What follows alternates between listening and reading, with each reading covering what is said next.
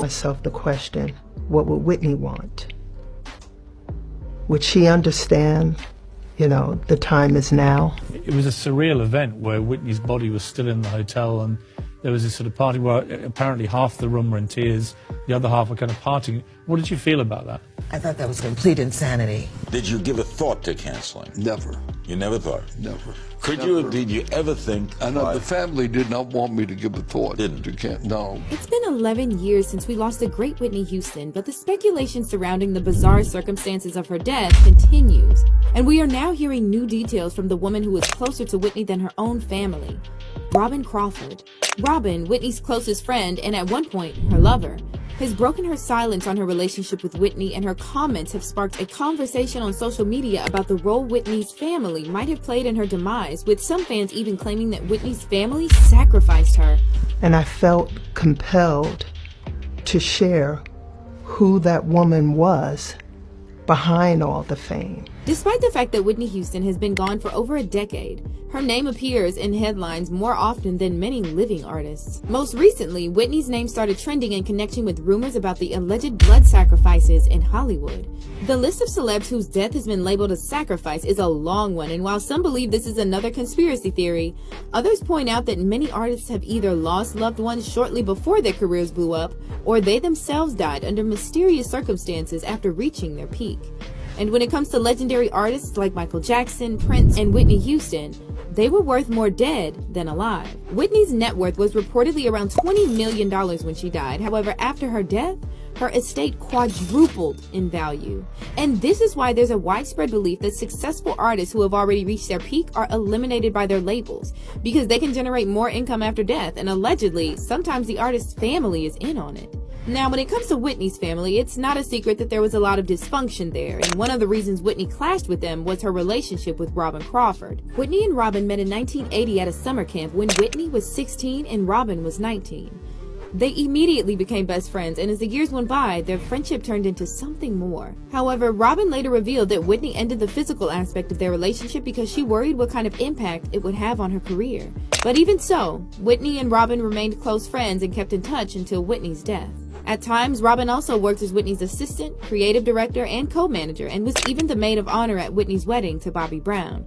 And while Robin and Bobby actually got along well, it was Whitney's immediate family, particularly her mom, Cissy Houston, who took issue with Whitney and Robin's friendship. Cissy herself admitted in her 2013 interview with Oprah that it absolutely would have bothered her if Whitney was gay.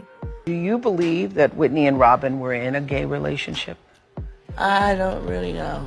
I thought, I didn't particularly like her. What didn't you like? She just spoke too much, disrespectful sometimes. Would it have bothered you if your daughter, Whitney, was gay? Absolutely. It would have bothered you? Mm-hmm. Yeah. You would not have liked that? Not at all. Not at all. You wouldn't have condoned it or... No. No.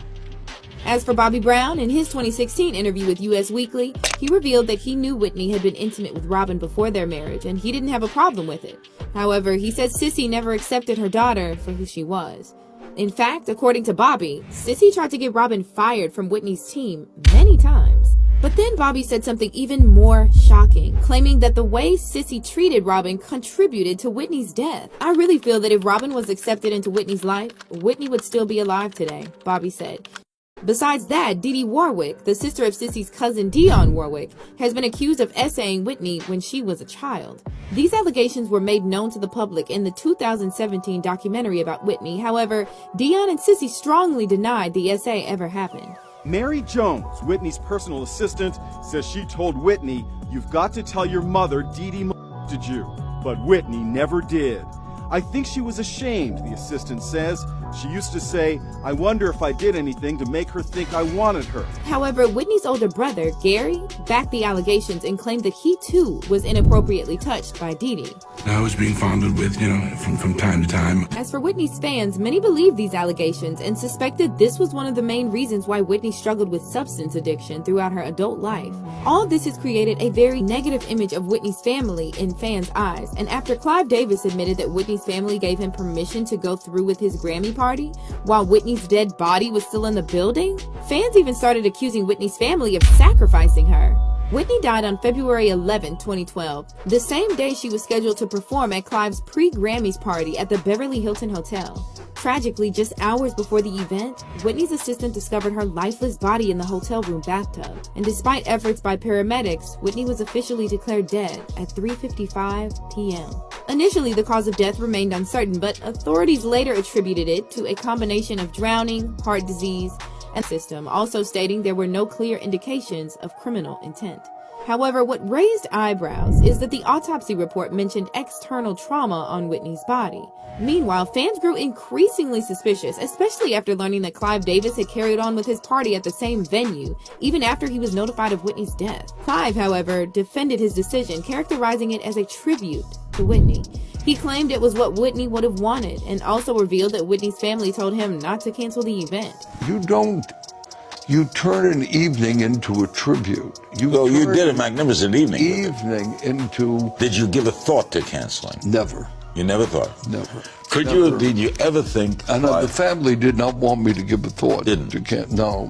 However, this stance was met with strong disapproval from many of Whitney's friends and colleagues, including Chaka Khan, who insisted that Whitney would never have approved of the party, while also saying that if Clive really wanted to pay tribute to Whitney, the evening would have been respectful, and apparently it was the opposite of that. And knowing Whitney, I don't believe that she would have said, "The show must go on." She was the kind of woman that would say, "Stop everything. I'm not going to be there."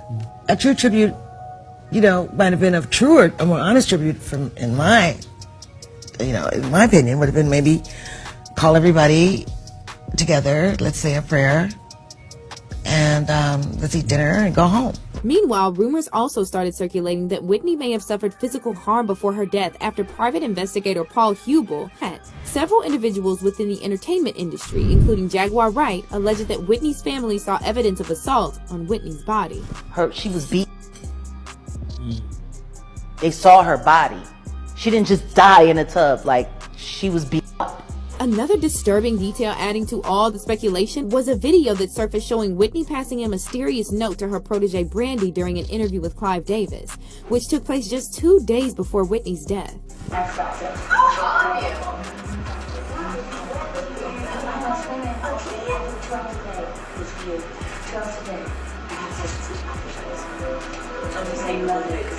This video fueled speculation about whether Whitney was aware of impending danger or tried to warn Brandy about Clive. In addition, fans expressed discomfort with the media's focus on Whitney's substance use while seemingly ignoring the larger issues. Some of these larger issues are allegations of SA by Dee Dee Warwick, the profit Whitney brought in for Clive Davis and her estate after her death, as well as the fact that Cissy Houston apparently chased away Whitney's only true friend, Robin Crawford. So after Robin recently broke her silence and implied that both she and Whitney were oblivious to how sinister the music industry is, fans have reignited the conversation surrounding the rumored Hollywood sacrifices, and many are placing blame on Whitney's family.